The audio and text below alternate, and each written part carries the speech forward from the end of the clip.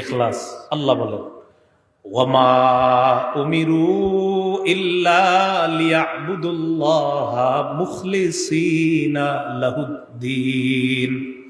সূরা বাইয়িনার মধ্যে আল্লাহ বলেন তাদেরকে আদেশ করা হয়েছে তারা যেন দ্বীনকে আল্লাহর জন্য খাঁটি করে তারা ইবাদত করে, একনিষ্ঠভাবে ইবাদত করে।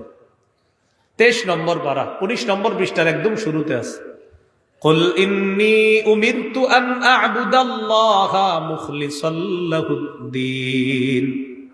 নবী আপনি বলেন আমাকে আদেশ করা হয়েছে আমি যেন আল্লাহর জন্য দ্বীনকে খাঁটি করে ইবাদত করি। এই আদেশ আমাকে করা হয়েছে আমি যেন ইখলাসের সাথে ইবাদত করি।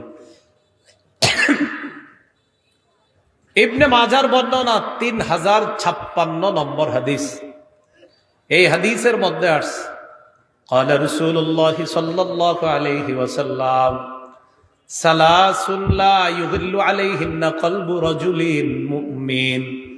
3 ক্ষেত্রে মুমিনের অন্তর প্রতারণা করতে পারে না।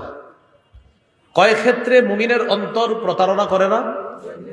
1 নাম্বার ইখলাসুল আমালি লিল্লাহ।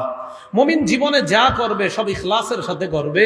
এই ইখলাসের সাথে করার ক্ষেত্রে মুমিনের অন্তর প্রতারণা করতে পারে না। 2 নাম্বার ওয়ান নাসিহাতু লিউলাতিল মুসলিমিন। মুসলমান শাসকদেরকে উপদেশ দেওয়ার ক্ষেত্রে মুমিনের অন্তর প্রতারণা করতে পারে না। 3 নাম্বার ওয়ালুজুমু জামাআতিহিম। হক দলের সাথে লেগে থাকার ক্ষেত্রে মুমিনের অন্তর কখনো প্রতারণা করতে পারে না। এখানে আমাদের উদ্দেশ্য ইখলাস। অন্তরের একটা ইবাদত হলো ইখলাস। যত আমল সব ইখলাসের সাথে করা। আল্লাহ আমাদের জীবনের সমস্ত ইবাদতগুলো ইখলাসের সাথে করার তৌফিক দান করেন। ইখলাসের 3টা উপকারিতা মনে রাখবো। কয়টা? 1 নাম্বার উপকার, ইখলাসের কারণে আমল কবুল হয়। নাসাইর বর্ণনা 3140 নম্বর হাদিস।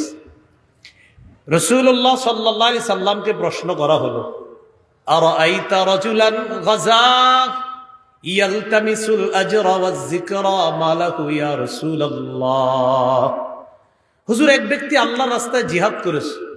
এই ব্যক্তি জিহাদের উদ্দেশ্য হলো সওয়াব কামাই করা আর নাম কাম কামাই করা। হুজুর সে কি কোনো প্রতিদান পাবে? নবীজি জবাব দিলেন লা শাইআ লাহু, সে কিছুই পাবে না। আ'আদাহা সালাসা মাররাত। আল্লাহ নবীকে 3 বার প্রশ্নটা পুনরায় করা হলে আল্লাহ নবী 3 বার জবাব দেয় লা শাইআ লাহু, লা শাইআ লাহু, লা শাইআ লা। সে কিছুই পাবে না, সে কিছুই পাবে না।